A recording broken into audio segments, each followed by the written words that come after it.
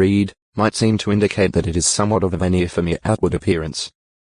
But in the same context he admonishes, "Clothe yourselves with the new personality, which through accurate knowledge is being made new according to the image of the one who created it." Col 3. 10, 12. F4. 22-24. This shows that mildness is indeed a personality trait, primarily gained as a fruit of God's Spirit through accurate knowledge and application thereof, rather than just naturally inherited. Essential for those having oversight. In his letter of instructions to young Timothy on proper care of the congregation, Paul commanded him as to handling difficult matters, saying, "A slave of the Lord does not need to fight, but needs to be gentle toward all, qualified to teach, keeping himself restrained under evil, instructing with mildness those not favorably disposed, as perhaps God may give them repentance." 2 T2. 24, 25. Here we see a similarity between mildness and long-suffering. The individual realizes why he has to deal with the difficulty.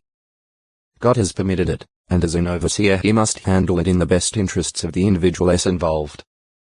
He must put up with the difficulty until it is settled, without getting overwrought. Titus, another overseer, residing in Crete, was likewise counseled to remind his Christian brothers to be reasonable, exhibiting all mildness toward all men.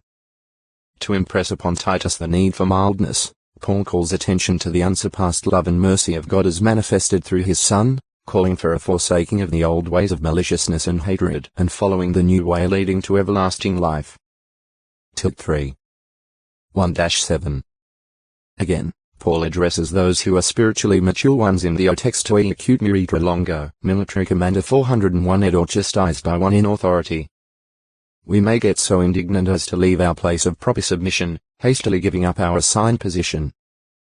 But Solomon warns, "If the spirit of a ruler should mount up against you, do not leave your own place, for calmness itself allays great sins." EC 10. 4. Compare 3. 2. The proper attitude of calmness and mildness under discipline not only avoids further anger from the authority, but also enables us to improve our personality through keeping our temper and our assigned place, or position, and applying the discipline. This is especially true when the ruler is Jehovah God and when discipline comes through those set in authority by him.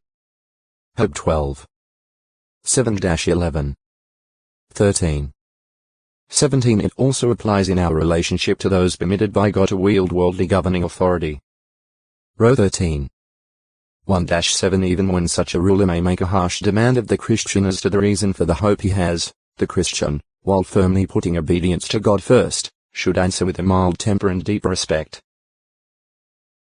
1 P 3. 15. Mile. A measure of distance. Mount 5. 41 in the scriptures middle.om, the measure in question, is probably the Roman mile 1479. 5 meters, 4,854 feet. At Luke 24.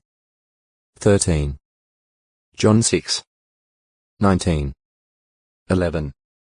18. The word middle.om does not appear in the Greek text, but the distance figures are given in terms of Stadia 1 Roman Stadium 1/8 Roman miles 185 meters, 606.75 feet. In the New World Translation the figures for the stadia at Luke 24. 13. John 6. 19. 11. 18 have been converted to statute miles. For example, 60 stadia is given as about 7 miles 11 kilometers. Luke 24. 13. Miletus Middle.Lotus. A city on the W coast of Asia Minor that is now in ruins. It lies near the mouth of the Meander Mendes River and anciently had 4 harbors.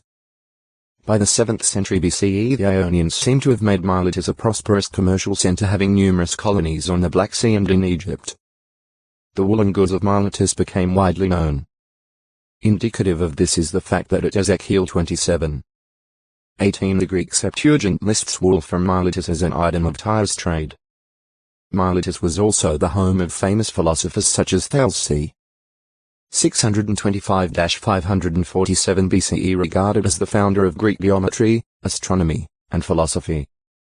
In the 5th century BCE the Persians captured and destroyed Miletus for having shared in revolt, Later in 334 BCE the rebuilt city fell to Alexander the Great. During Hellenic and Roman times Miletus witnessed considerable architectural activity. An impressive ruin from this period is a large theatre built in an open field. As time passed, the city declined in importance. This is attributed to the silting up of its harbour facilities by the Meander River. Ancient Miletus seems to have been situated on a promontory extending from the east side of the Latmian Gulf. But today the ruins of the city lie about 8 kilometers 5 mi inland, and what was once the Gulf is a lake. Paul visits. It was to Miletus that the Apostle Paul came, in about 56 CE, because of wanting to get to Jerusalem by Pentecost, if at all possible, and not wishing to spend time unnecessarily in Asia Minor. Paul, apparently at Assos, decided to take a vessel that bypassed Ephesus. But he did not neglect the needs of the congregation there. From Miletus, doubtless by means of a messenger, Paul sent for the older men of the Ephesus congregation, about 50 kilometers 30 mi away. The additional time it took for word to reach them and for them